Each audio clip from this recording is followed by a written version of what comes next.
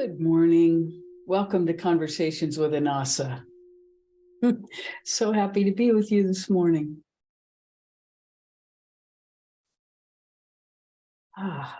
Yes.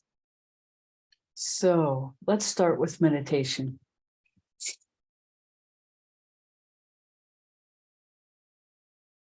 Bring your attention inside your body, all the way down to your belly. And feel your mind quiet as you pull your attention down below your belly button. Using your breath to pull the mind into the belly.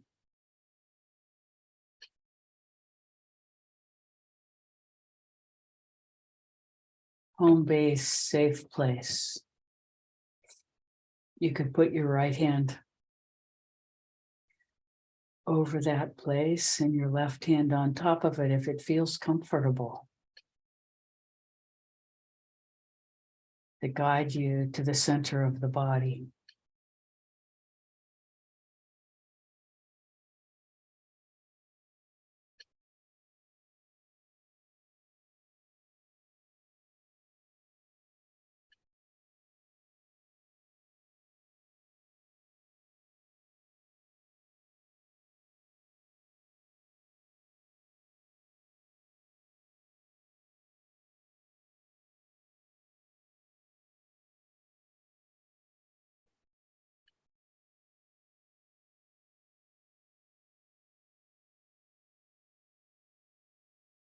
Then take your attention to the tip of the tailbone.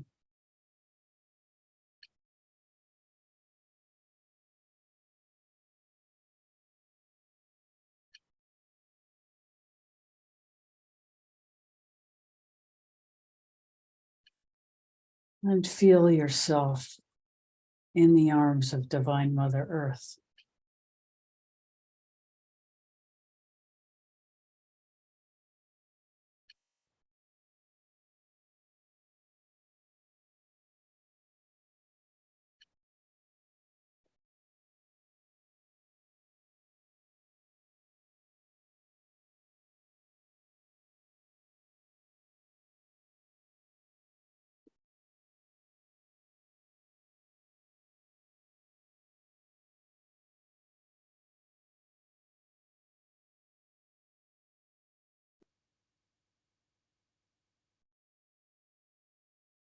Feel the warmth of her embrace. Actually, the earth is a little bit cool. It's about 60 degrees under there.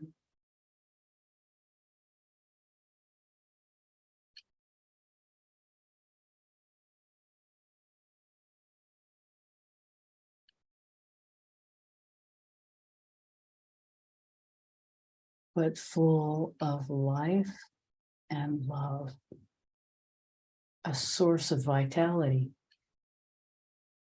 that we can bring up through our feet anytime we put our feet in contact with Mother Earth.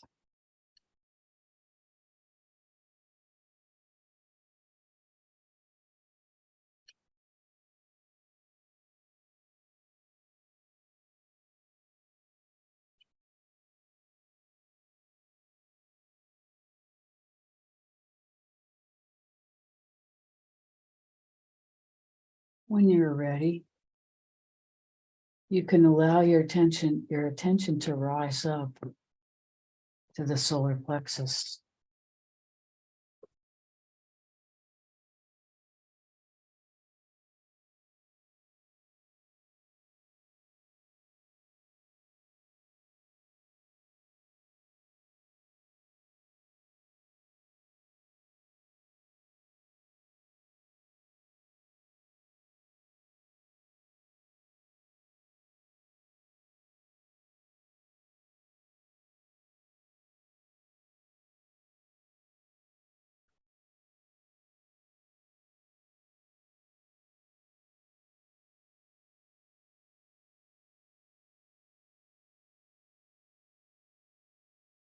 And feel yourself releasing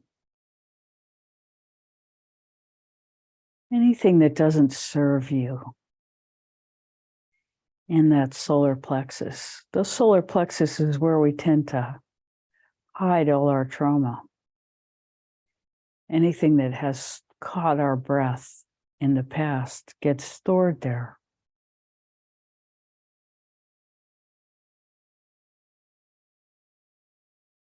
So we would like you to become aware of any block or blocks that you feel in this solar plexus.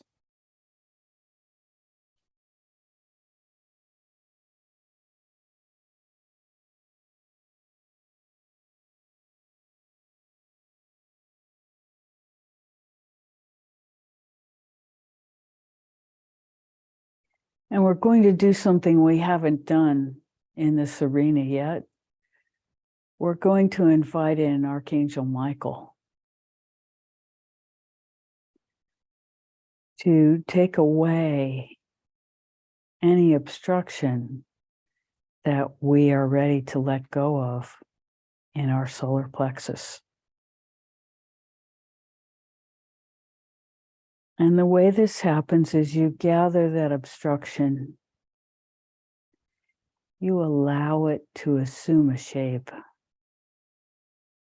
whatever shape it and texture it presents itself as.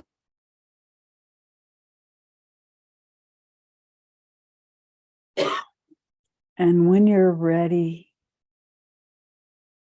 to hand that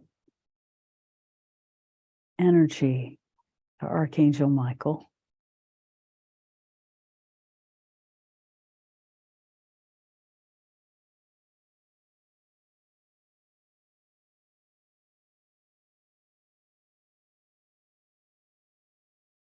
offer it up. It's energy that will be taken to be transmuted, transformed into more love.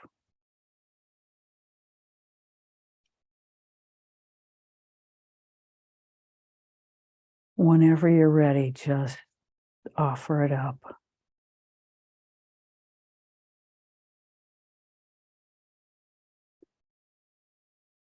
And immediately allow the space to be filled with love.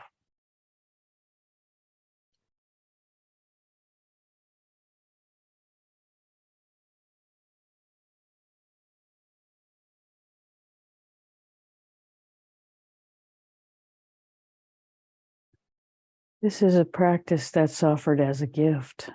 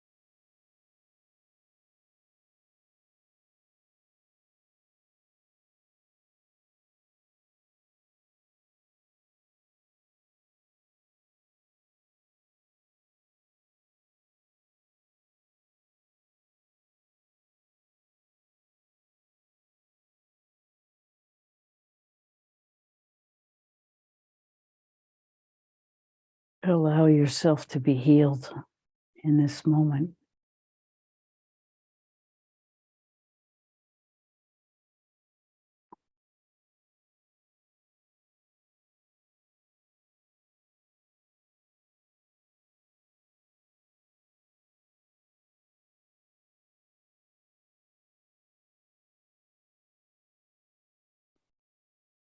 Usually what accumulates here is fear. false evidence appearing real. You are invited to offer up as much of this as you are willing to let go of in this moment.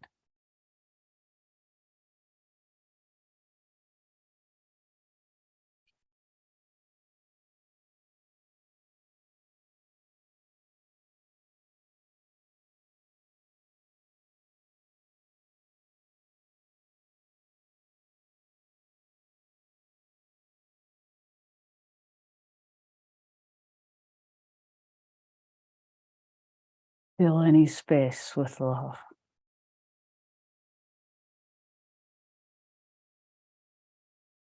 And now as the love is pouring in, turn yourself into a sponge so every cell in your body is opening to be filled with love. Every part of every organ, every part of everything in you is opening to love.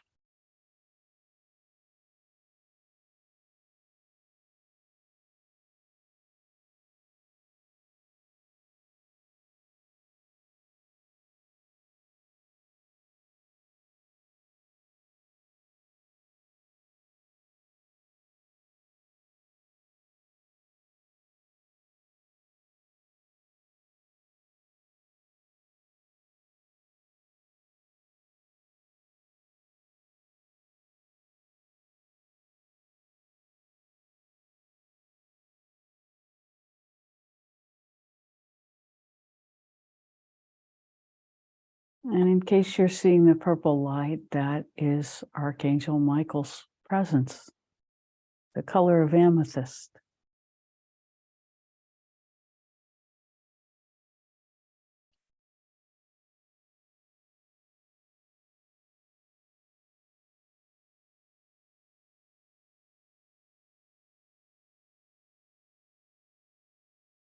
And feel the energy rise up as your heart opens in this field of love.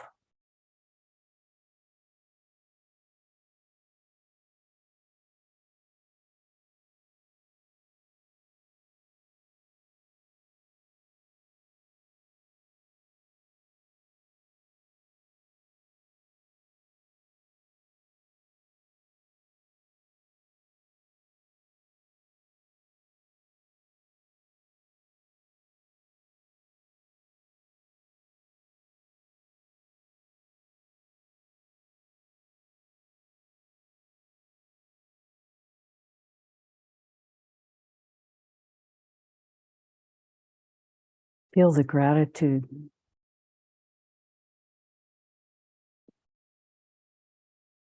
for the gift of this release, for the blessing of this life.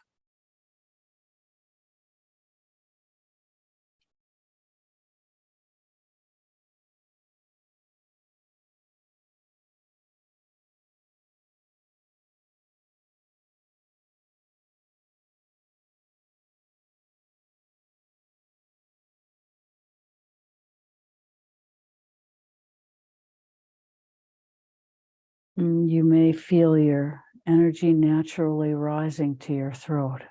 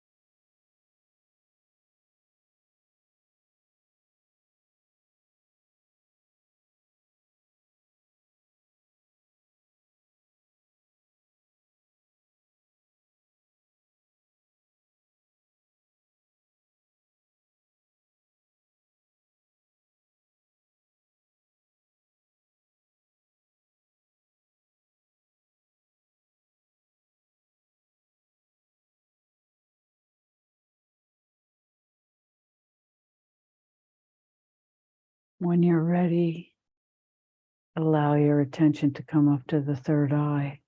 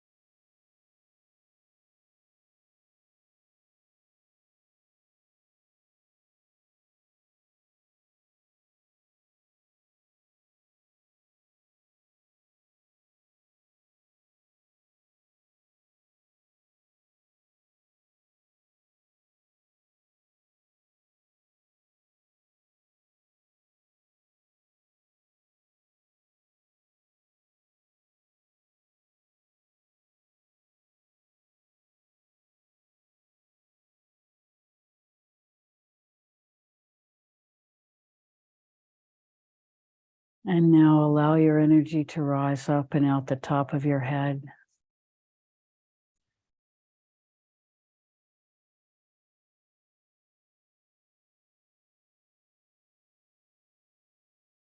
And feel into the circulation.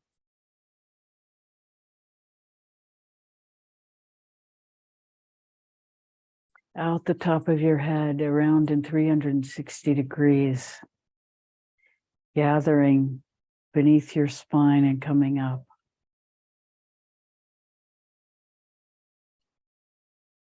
And actually, over time, you'll realize it goes in both directions.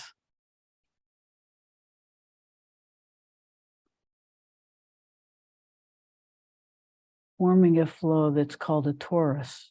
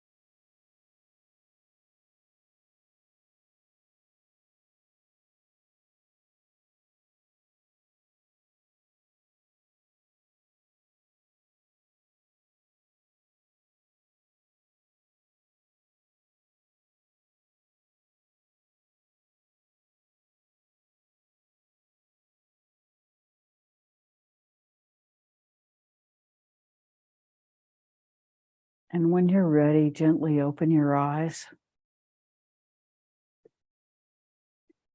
and experience yourself as pure energy with your eyes open. Take your time, there's no hurry.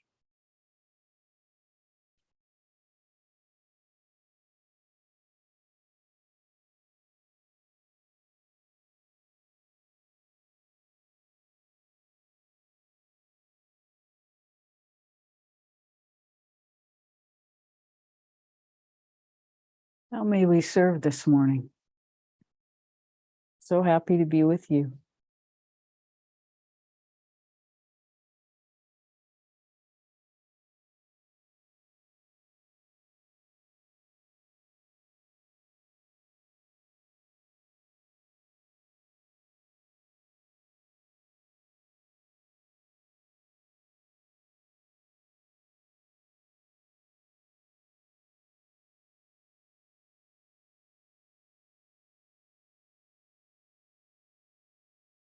Yes.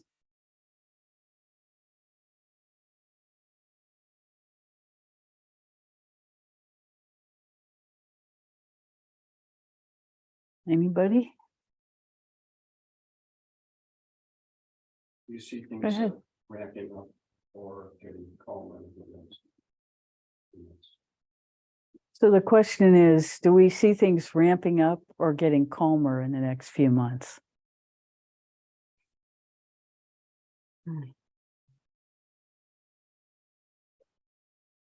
Well, the astrological weather report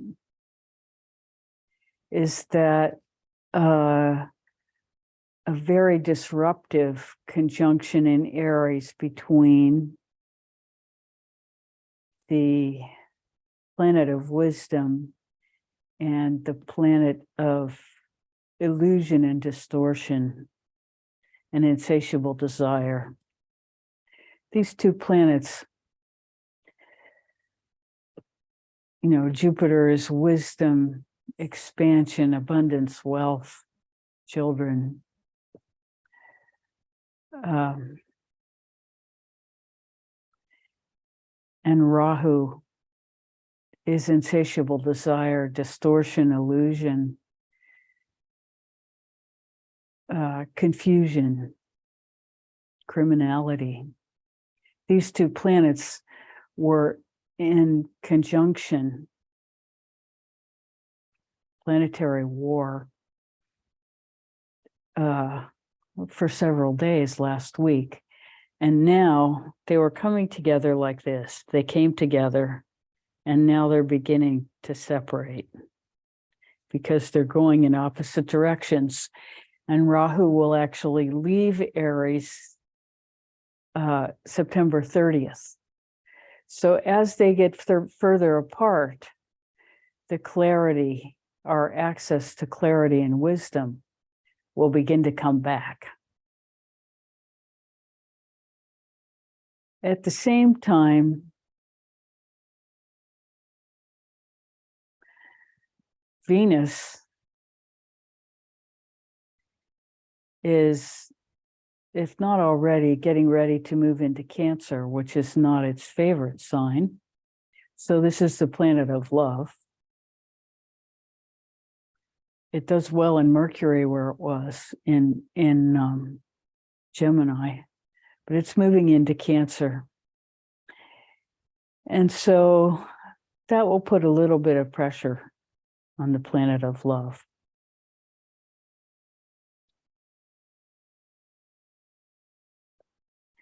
And Saturn remains in Aquarius where it is quite strong. And Saturn is the planet of focus and discipline, and it's in its own house and very happy there. So it can also bring sorrow depending on our relationship with it, but and where it is in our particular natal chart. But Saturn is powerful and happy there.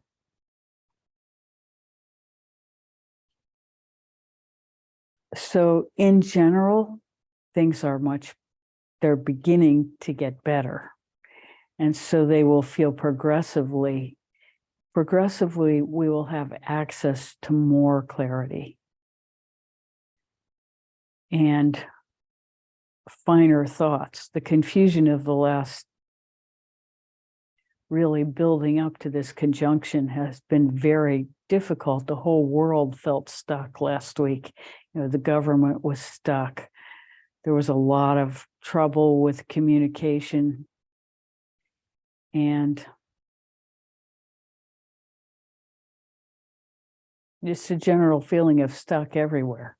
And so that's beginning to lift. And as that lifts, that'll be really good for all of us. So that's the weather report.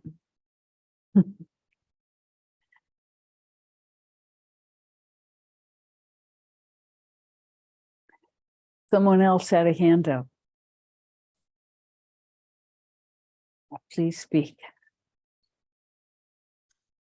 I think it was me. Oh, I can't hear you.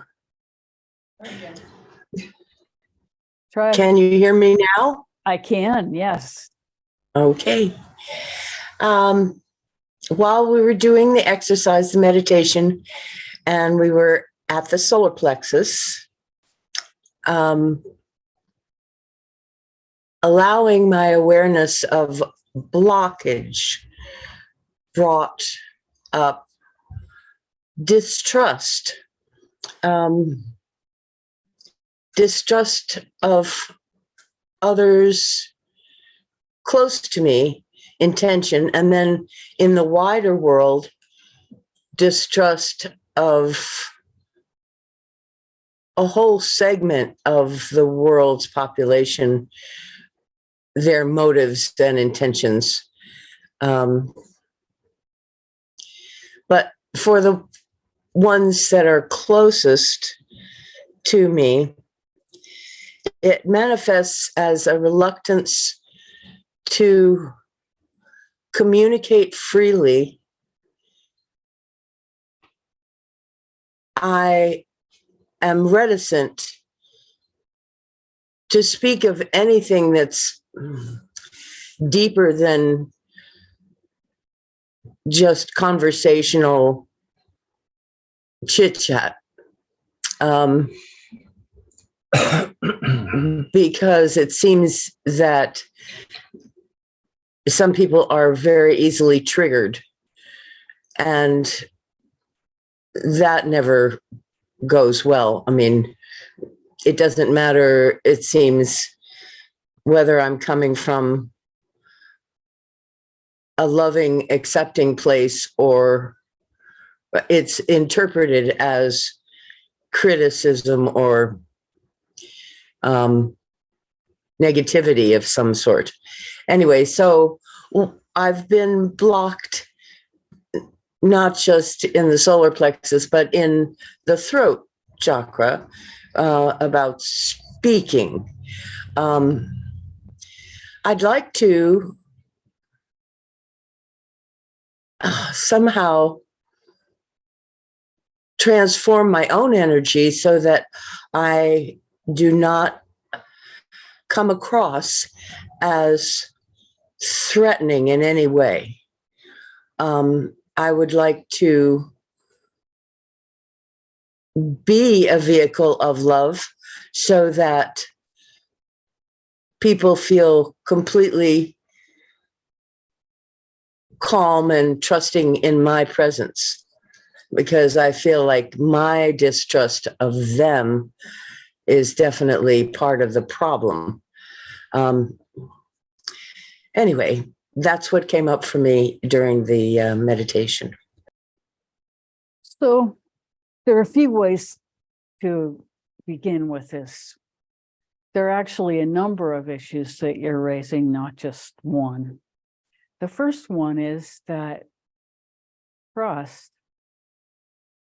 in divinity is a completely different thing, completely different experience from trust in other human beings. They're not the same. And so what the idea of letting go and trusting deeply is that we are trusting our highest self, and that alignment with the highest self of the whole, which is source energy, which is very different from trusting any other human being. It's nothing to do with trusting human beings. And then the second point is that innocence, the innocence that allows us to trust divine source, is not blind. We associate innocence with children because that's the age at which most of us lost it. That doesn't mean it has anything to do with immaturity. What we are working toward is an innocence that has with it the voice of maturity. We don't forget everything that we have learned about being a fine human being as we reclaim our innocence.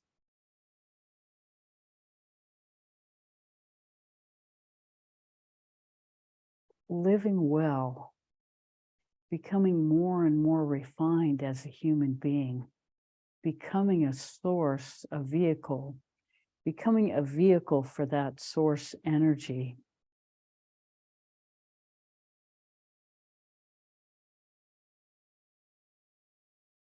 What it really requires most is common sense.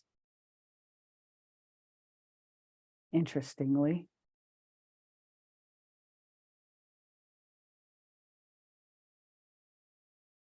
Because there is a part of us that always recognizes the truth. And it is that innocent part of us. But that innocent part, it's the mature part that recognizes the truth. It's the innocent part that stops questioning it, truly accepts it.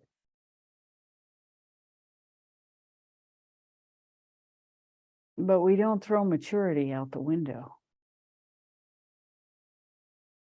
At the same time, we are constantly being self-reflective because we understand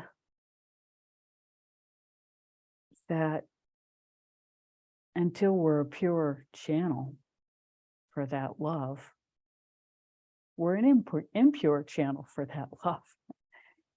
And so we constantly refine and self-inquire with great intensity.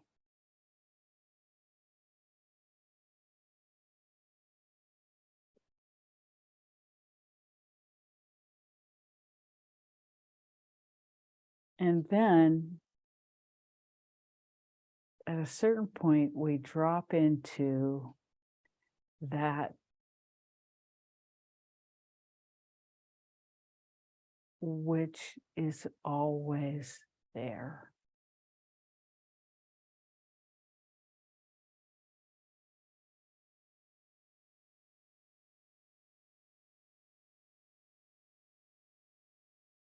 And beyond description.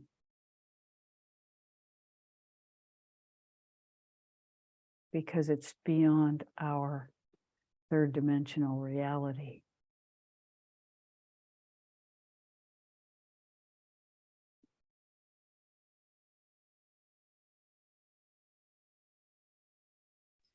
That goes over into the more vague second question that I had, which was about refining as a preparation for leaving the planet physically. I don't feel ready.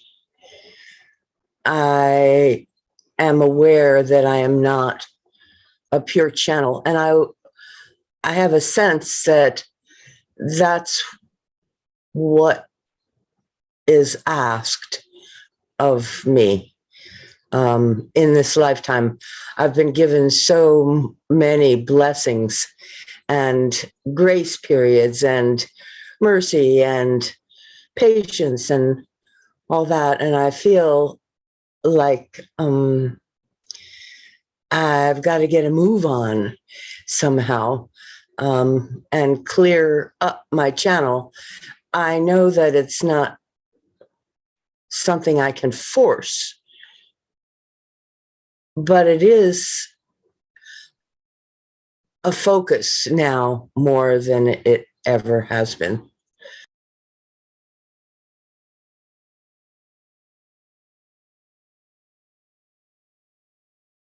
Well, the only part that will has to do with it, our own will and determination, is to keep us coming back to ourselves, ever deepening.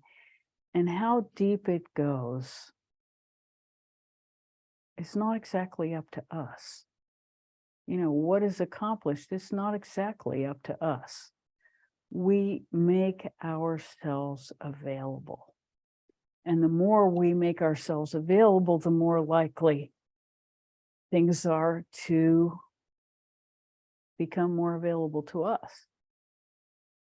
But the pace, the intensity, and the results are not exactly up to us. There is, we're told in practically every religious modality, to ask and we will receive. And this is outside of time, this whole process. So we ask as deeply as we can, as often as we can, and simply asking to be informed of what we don't know about ourselves is not a bad question.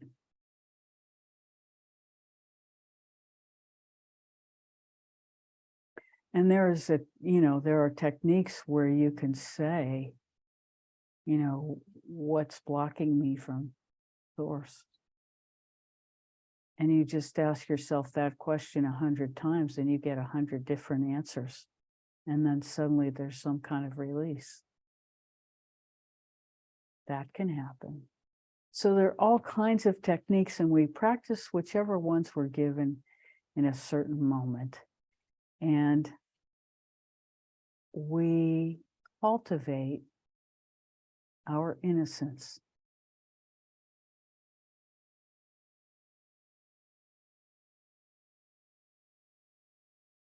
At the same time, we cultivate our maturity.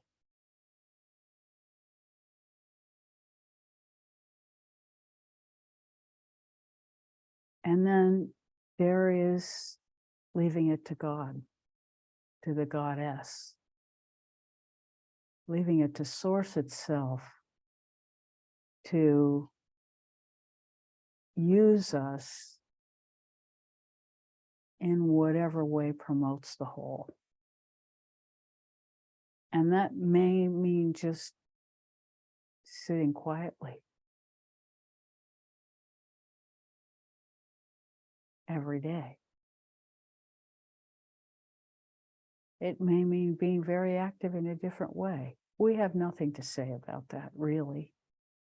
It just, will come to us.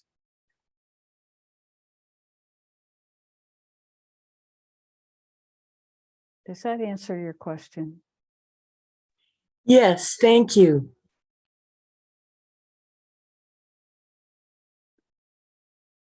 Everything important is out of our control, really, except our intention. That's the only thing we really have control over, is our intention. And so we, cultivate alignment with our intention.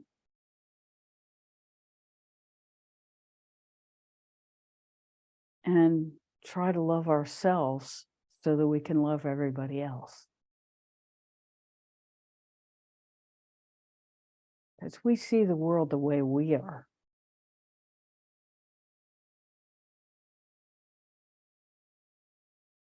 So we can pretty much know that any negativity we feel about anything outside of us, we feel that same thing toward that same frequency in ourselves. And knowing that gives us a good indication of where to look to question ourselves. Our negativity is powerful information about what we don't like about ourselves.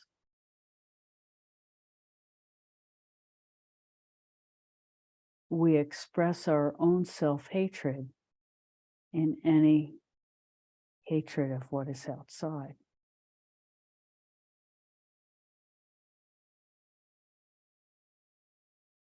That seems really big because I see it as a negative force in the world that's going in the opposite direction of harmony and love. And does that mean that that is something I have to deal with internally? And if so, how? Well, we see you, we think, embracing the politics.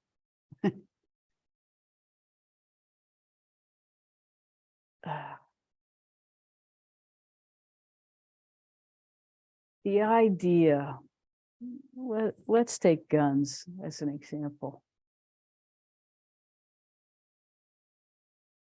Did you say guts?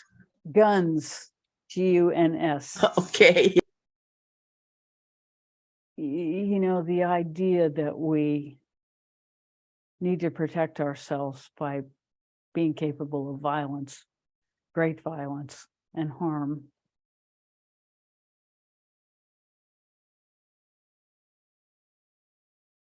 It seems to us to be quite delusional.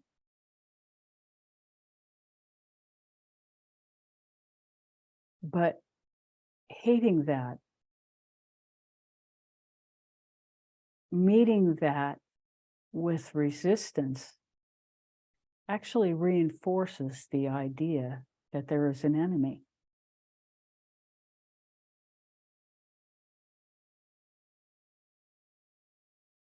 So one of the great practices that we've been recommending lately is that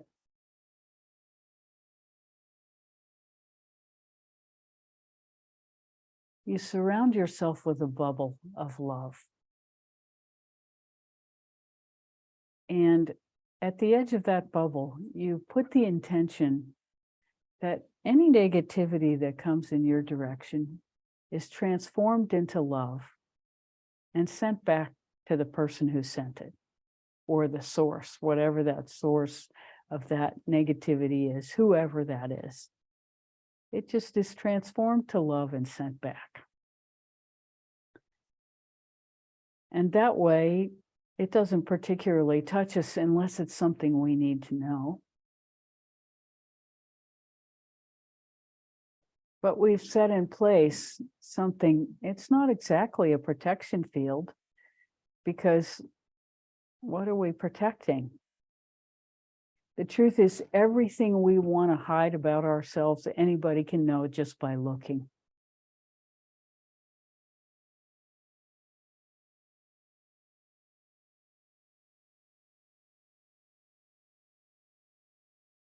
For the most part, that's true.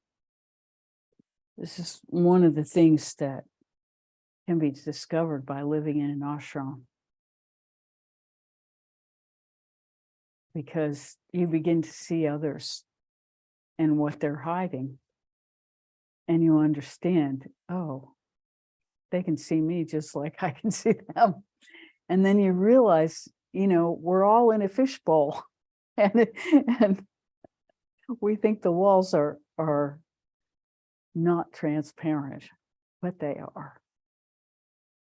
And then when we understand that, there's a whole, a whole level of what the neighbors think in whatever dimension we carry of that in ourselves, we just let go of, because it's not like they don't know.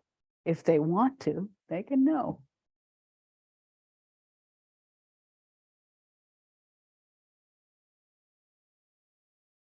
And then we allow ourselves to feel what it is to be exposed.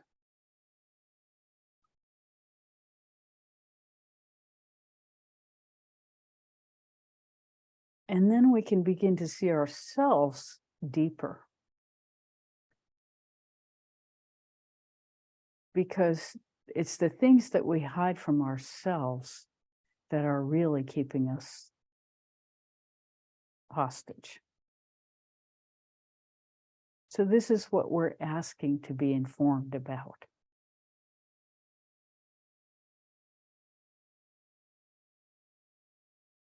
The walls that we can't see because they've been there our whole life.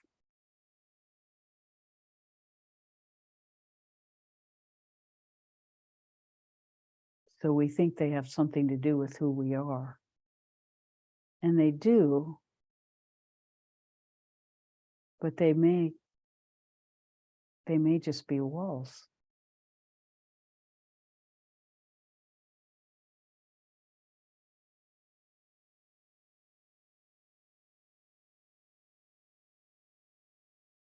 They make us build walls. No, they Did you may say? just be walls inside of us that are blocking us from knowing the deepest truth of ourselves. Okay, that seems to be associated with a block that I sensed in my solar plexus. That it is mine, and it's maybe being projected onto others.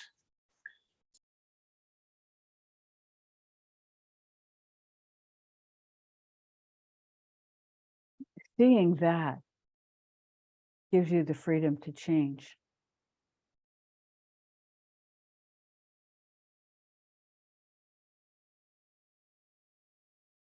Because there's no way to do it externally. I've tried so many times to do it, to clear things up, let's just say, Go to with the people. Inasa temple to clear things up. Yes, that has worked. Yes, do that. And, you'll be presented with the results over time. Drop your expectation of results. Just keep going to the Inasa temple as often as you need to go. That seems like the gentle and safe way. Well, yes, whenever you get itchy feet about a relationship that, just isn't quite working, go to the Inasa temple. Don't go to the relationship and try to fix it.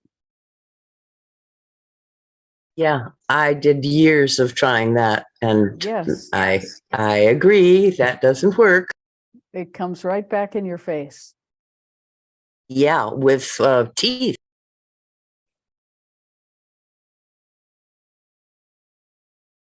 Because it's reinforcing the same.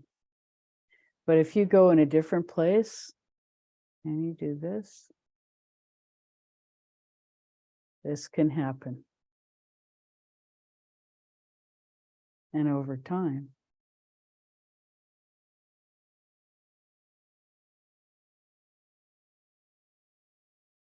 Thank you. You're so welcome. We all need to be reminded of that over and over. The Inasa temple is powerful. And it takes us out of ordinary back and forth patterns that will do that for eternity. But we take our energy out of that situation. We go to the Inasa temple in a completely different dimension, and we pour love into the situation. Of course, it's going to change. May not change according to our timetable, but that's not up to us.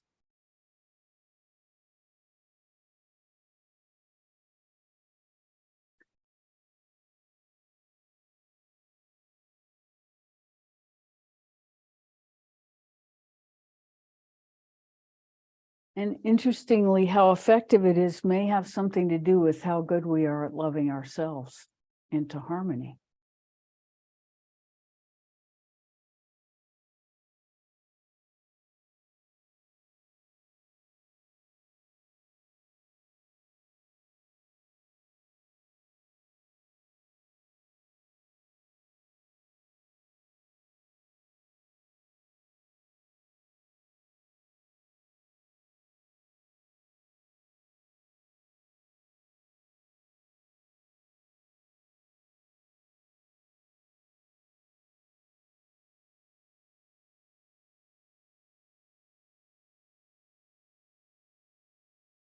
Are you feeling complete with those answers?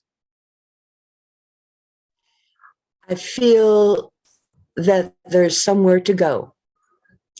Complete, no, because it feels ongoing, but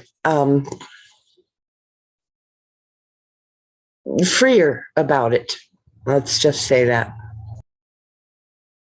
Wonderful, wonderful.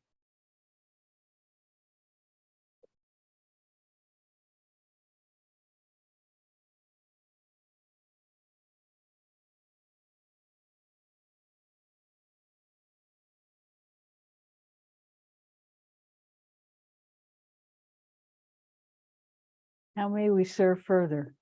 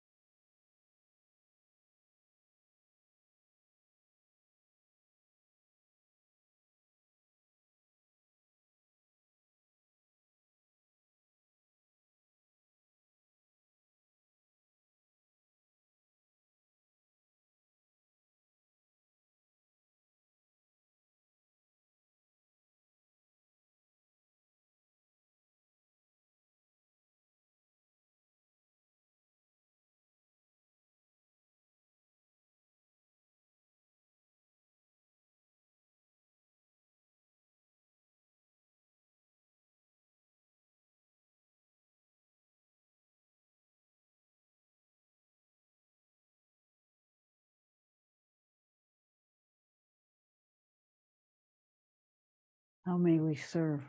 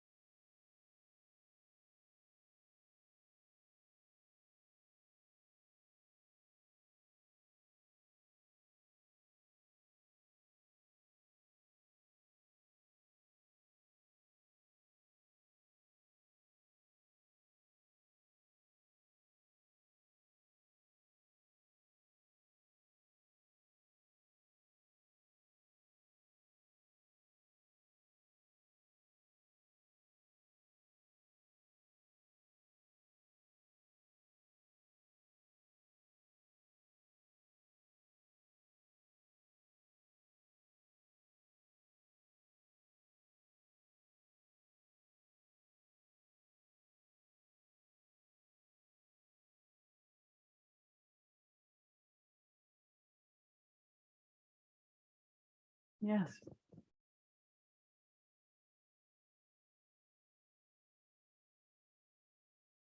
You talk about the paradox in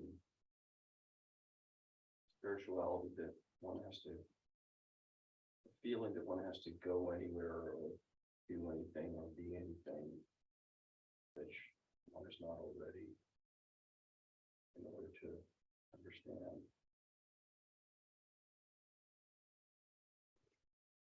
So the question is how to talk about,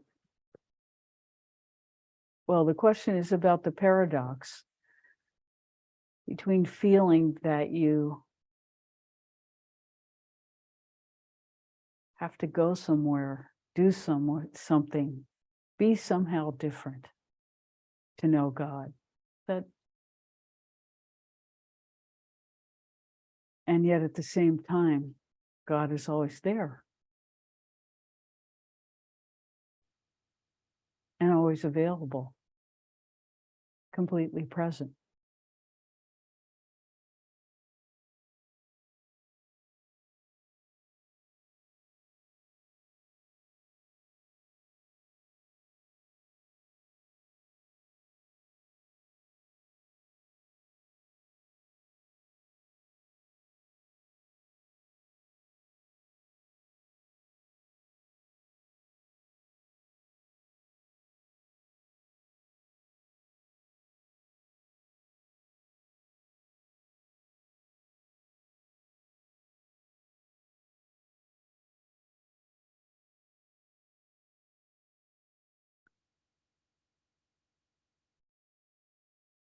Well, both things are true. And the only reason that they're true is because we are conditioned to believe that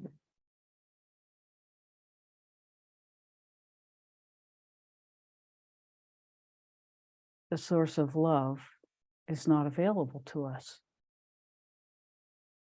And that somehow we have to earn it or be different. If we had the true innocent belief that we are always in union, that it is our belief system that is the obstruction, and that what we are seeking, we are already surrounded by, completely inundated with, and unable to perceive because we think it's something other.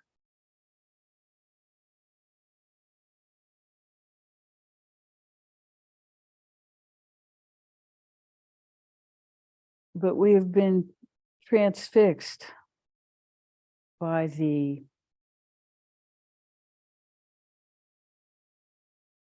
perception of disunion.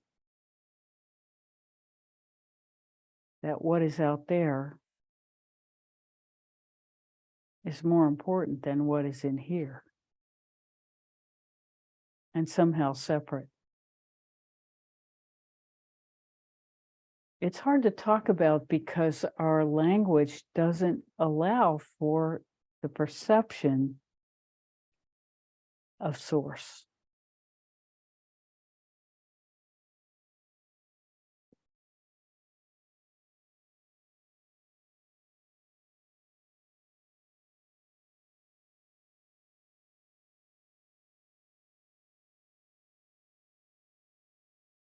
So if we take the understanding that we are spiritual beings having a physical experience, that can begin to redirect our mind toward the truth of what we are.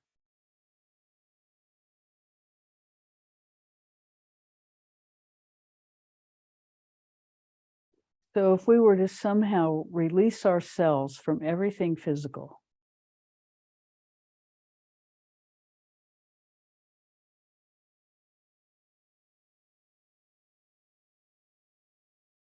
and then in that space, feel into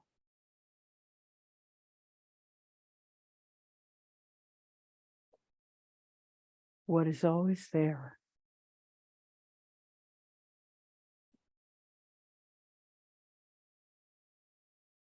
Allowing ourselves to be non-physical.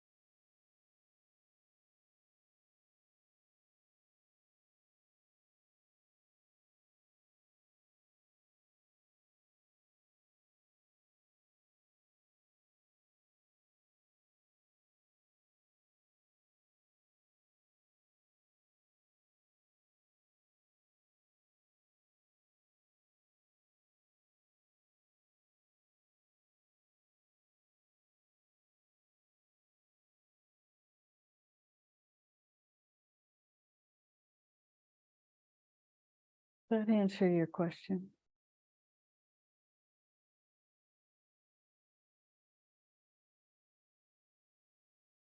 All we can do is point.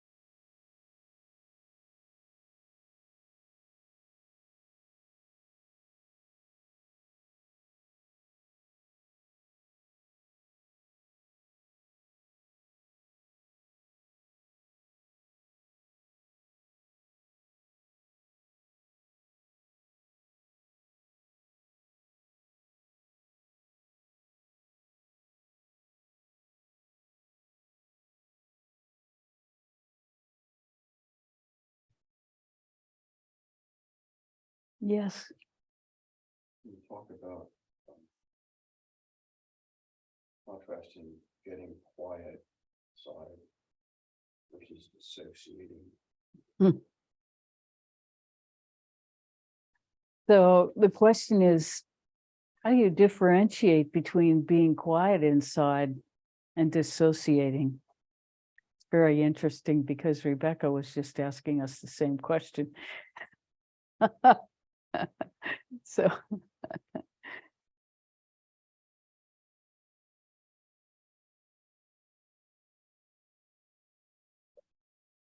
what she was asking is, how do you tell whether it's just a delusion of dissociation versus true channel?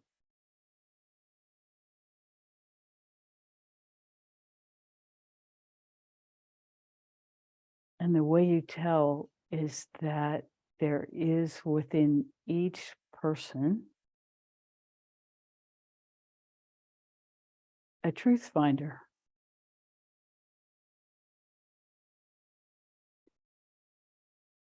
And you engage your truth finder.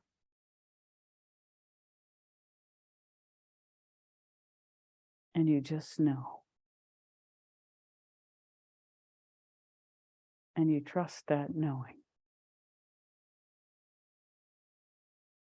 And always you come back to that trusted knowing.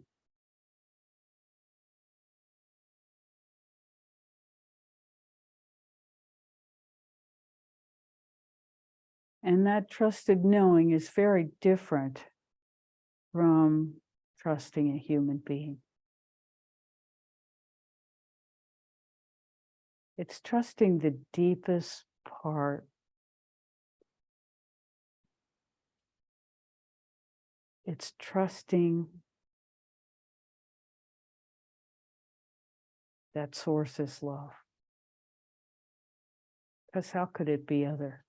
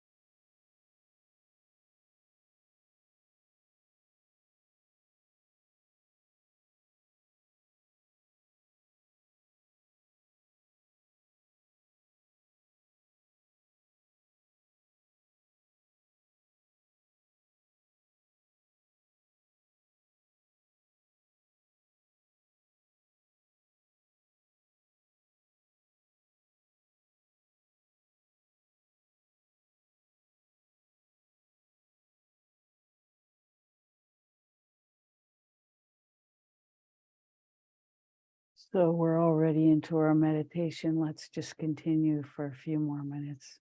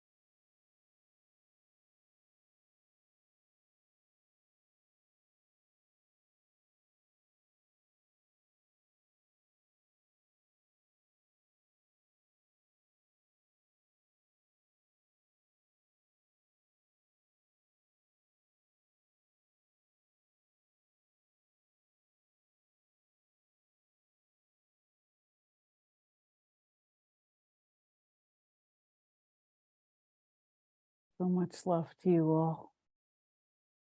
We've so much enjoyed being here today with you.